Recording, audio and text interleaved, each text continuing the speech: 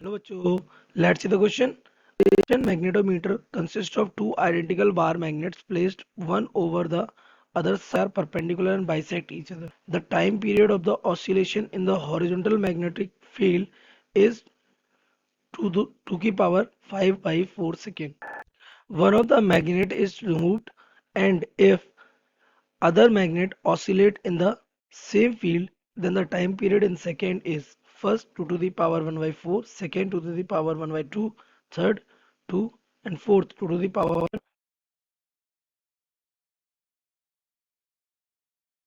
The key concept of this question is beta the time period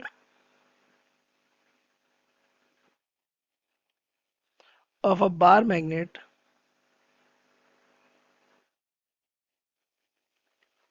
of magnetic moment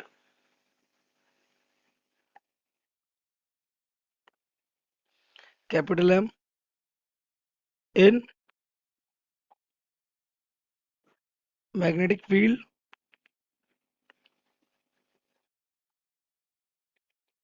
B. ये आपको पता है it is given by T is equals to 2 pi within root I upon M B. तो ये आपका क्या है time period का एक्सप्रेशन जब एक बार मैग्नेट किस में रखी होती है वाइब्रेशन मैग्नेटोमीटर में। ओके, तो आपको कंडीशन गिवन है। फर्स्ट कंडीशन क्या कह रहा है?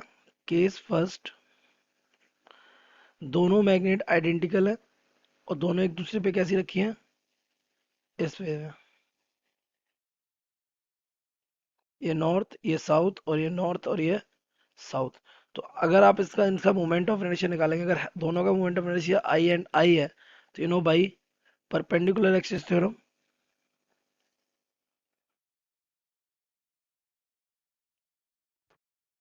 Theorem I will become plus I. Simple से आई डैश बोल दे तो आई डैश कितना आ जाएगा, इट बिकम्स 2i। ओके, और अगर इस केस का अगर हम m निकालें ना, मैग्नेटिक मोमेंट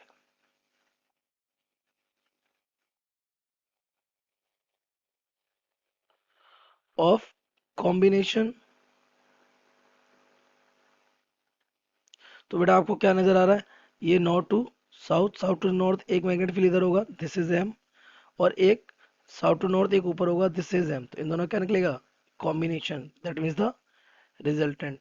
तो रिजल्टेंट अगर हम इसका निकालेंगे तो आएगा m dash square is equals to m, m है, दोनों हो जाएंगे 2m स्क्वायर। कितना हो जाएगा, 2m स्क्वायर। तो m डैश स्क्वायर इक्वल हो जाएगा 2m स्क्वायर। यहाँ से m डैश क्या आ जाएगा हमारा, m dash become under root के अंदर 2m।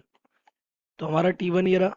नाउ केस सेकेंड में क्या हो रहा है, वन मैग्नेट इज रिमूव्ड,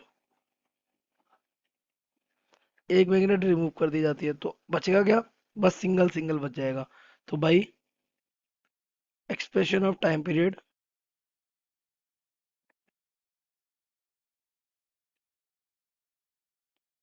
अगर आप देखें तो दोनों में T1/T2 कैलकुलेट हो सकता है। यहाँ क्या बचेगा, अंडर रूट के अंदर। तो जब आप T1 और 2 पाई से 2 पाई कैंसिल हो जाएगा, ये आएगा आपका I1/I2 इंटू M2 हो जाएगा M1। यानी कि हम कह सकते हैं क्या, T1 पहले टाइम पीरियड कितना था, तो फर्स्ट वाले केस में टाइम पीरियड कितना है, 2 टू द पावर 5/4। T2 आपको पता नहीं है। नाउ यहाँ पे विद इन रूट पहले मोमेंट ऑफ इनर्शिया कितना था, 2i, बाद में सिंगल मैग्नेट रहेगी तो क्या रह जाएगा, आई। अच्छा, बाद में हमारा मैग्नेटिक मोमेंट कितना हो गया, m, और पहले कितना था आपका, ये √2m था। तो m से m कैंसिल हो रही है, i से i, तो ये √2 से 2 कट जाएगा कितना टाइम्स, √2 टाइम्स। तो this becomes 2 to the power 5/4 divided by T2 is equals to within √2 बचेगा। तो यहाँ से T2 क्या हो जाएगा, ये आ जाएगा, ये रूट के अंदर √2 बच रहा है ना, रूट के अंदर अंडर √2, तो इसके ऊपर भी क्या लगेगा, एक रूट लग जाएगा। तो T2 इक्वल क्या हो जाएगा, यहाँ से 2 की पावर 5/4 डिवाइडेड बाई ये 2 की पावर 1/2 की पावर कितनी हो जाएगी, 1/2। तो दिस बिकम्स 2 की पावर 5/4 डिवाइडेड बाई 2 की पावर 4, और ये माइनस का 1/4। तो यहाँ से आ जाएगा कितना 2, तो T2 बिकम्स 2 सेकेंड्स। तो अगर अपने ऑप्शंस को मैच करेंगे तो 2 seconds option third will be correct.